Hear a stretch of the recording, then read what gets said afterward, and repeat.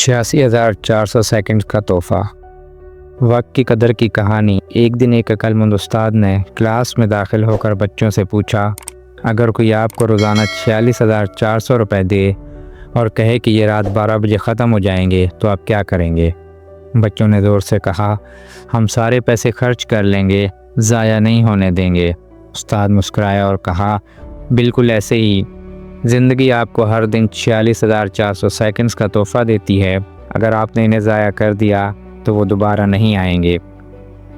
وقت دولت سے زیادہ قیمتی ہے، کیونکہ دولت دوبارہ مل سکتی ہے مگر وقت ایک بار چلا جائے تو کبھی واپس نہیں آتا۔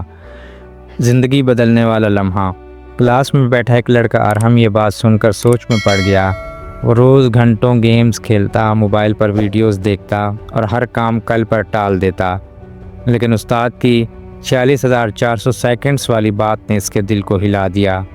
اگلے ہی دن سے وہ جلدی اٹھنے لگا، ماں باپ کا ہاتھ بٹانے لگا، روز پڑھائی کرتا اور انجینئر بننے کا خواب پورا کرنے میں جت گیا۔ صرف 1 سال میں وہ اپنے اسکول کا بہترین طالب علم بن گیا۔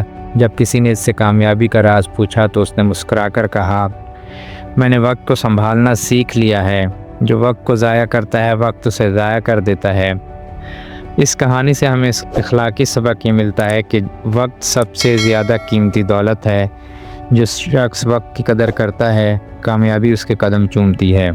آج کا وقت کل کی کامیابی بناتا ہے۔ وقت کو ضائع نہ کریں، اسے قیمتی بنائیں۔